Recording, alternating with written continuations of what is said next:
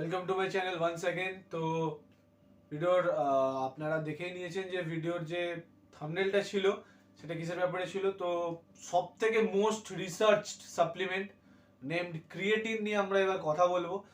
তো অনেকদিন ধরে আমি কিছু জিনিস দেখছিলাম যে যারা বিগিনার্স তারা অনেক একটা মিথের ওপর দিয়ে চলছিল যে ক্রিয়েটিনের কিছু কিছু পার্টস জিজ্ঞেস করছিল। তো এই ভিডিওতে আমি সেটাই কভার করার চেষ্টা করেছি। তো ভিডিওটা লাস্ট পর্যন্ত দেখবেন অ্যান্ড চ্যানেলটাকে সাবস্ক্রাইব করে দেবেন যাতে এরকম ধরনের ডায়েট বা ইনফরমেশন টিপস যেগুলো ফিটনেস রিলেটেড সেটা আপনার কাছে সব থেকে আগে যায়। তো ভিডিওটা এখানে শুরু করে নিই। তো বেসিক্যালি আমরা ফার্স্ট কোশ্চেন যেটাতে আসি সেটা হচ্ছে function of creatine. Function of creatine কি? ফাংশন অফ ক্রিয়েটিন সব থেকে মেন জিনিস হচ্ছে এটা আমাদের স্ট্রেংথ বাড়াতে খুব সাহায্য করে, যেহেতু এটা ওয়াটার রিটেন করে, শরীরে সেল ভলিউমটাকে বাড়ায়। তো এটার থেকে আমরা একটা strength build pi and strength build হলে অবভিয়াসলি এটা আপনারা জানবেন যে মাসেল মাস অবভিয়াসলি ইমপ্রুভ হবে।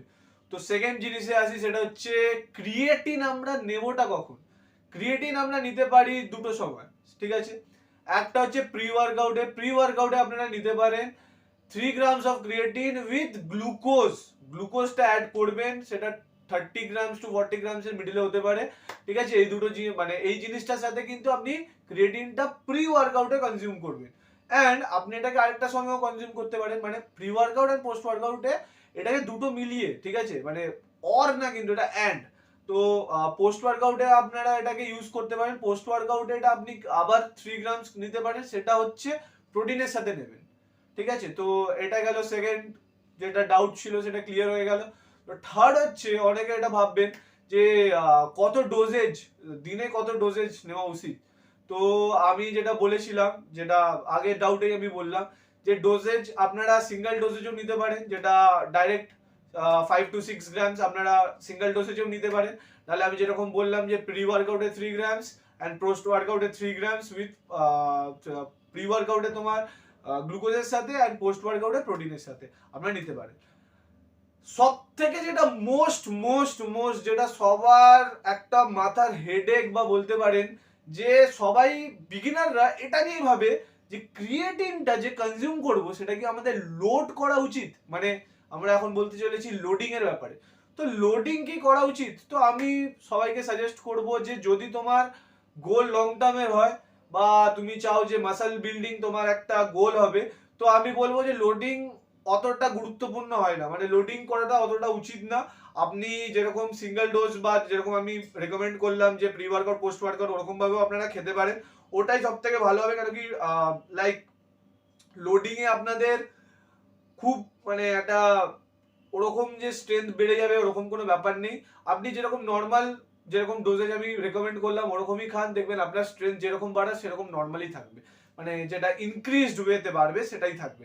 মানে আপনি যে ধরুন লোড করছেন দিয়ে আবার আপনি কমিয়ে দিচ্ছেন সেটাকে, আপনার যে স্ট্রেংথ এরকম হবে সেটার কোনো ইয়ে নেই। তো আপনি যেরকম নর্মাল ইউজ করবেন সেরকমই করুন। ফিফথ কোশ্চেন এসে যায় যে ক্রিয়েটিন সাইক্লিং, মানে ক্রিয়েটিন কত দিনের জন্য খাওয়া উচিত।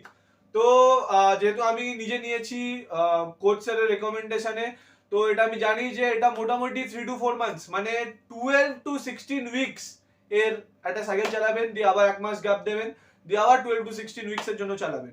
বুঝতে পেরেছেন জিনিসটা? মানে এটা লাগাতার যে আপনারা এক বছর খেয়ে যাবেন সেটা না। এটাকে 3 to 4 মান্থস খান, এক মাস গ্যাপ দিন, দিয়ে আবার 3 to 4 মান্থস খান। লাস্ট যেটা ডাউট, যেটা সবাই হয়তো ভয় পায় যে ক্রিয়েটিন যদি জল না খাই ক্রিয়েটিন কি আমাদের শরীরে খুব হার্ম করতে পারে। তো এটা নিয়ে আমি বলতে চলেছি যে ওয়াটার ইনটেকটা কত হওয়া উচিত। তো ওয়াটার ইনটেকটা আপনাদের আমি একটা জিনিস বলে রাখি যে যেহেতু আমাদের ক্রিয়েটিন কি করে আমাদের শরীরে ওয়াটার রিটেনশন করে, মানে ওয়াটার রিটেনশন বলতে যে আমাদের শরীরে যে ওয়াটারটা হোল্ড করে, যেটা সেলের ভলিউমটা বাড়ায়, আমাদের পাওয়ার স্ট্রেংথ ইনক্রিজ করে, যেটা থেকে আমাদের প্রোটিন সিনথেসিসটা অনেক বেড়ে যায়, মানে যে আমাদের যে প্রোটিনটা যেটা আমাদের শরীরে যেটা মাসল বিল্ডিং এর জন্য হেল্প করে সেটা অনেক বেড়ে যায়, যেটা অ্যানাবলিক স্টেজে চলে যায় বলতে পারি। যেটা আমাদের স্টেরয়েডস ইউজ হয়, স্টেরয়েডস এর কাইন্ড অফ, কিন্তু স্টেরয়েডস না, কিন্তু এটা ইটস কাইন্ড অফ অ্যানাবলিক স্টেজে চলে যায়। তো এটার জন্য আমি আপনাদেরকে রেকমেন্ড করব যে দেখুন আলাদা আলাদা মানুষের আলাদা আলাদা জলের একটা নেসেসিটি থাকে।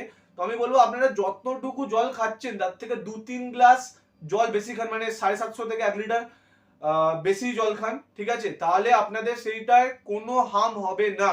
অ্যান্ড এমনি যারা হয়তো জল মেনটেন করে চলেন না, তো সেটাকে আমি বলতে চাইছি যে অন্তত 3 লিটার্স টু 4 লিটার্স অবধি আপনারা জল খান, যাতে আপনাদের কোনো হার্ম হয় না। তো আমি আই গেস এই ভিডিওটা থেকে আপনাদের যে ডাউটস গুলো ছিল সেগুলোকে ক্লিয়ার করতে পেরেছি। অ্যান্ড এরপরে আমি আরো কিছু কিছু নতুন ইনফরমেটিভস ভিডিও দেবো, তার জন্য আমি আবার বলেছিলাম যে চ্যানেলটাকে সাবস্ক্রাইব করে বেল আইকনটাকে প্রেস করে দেবেন যাতে ভিডিওগুলো আপনাদের কাছে পৌঁছে যায়। তো thanks for watching my video.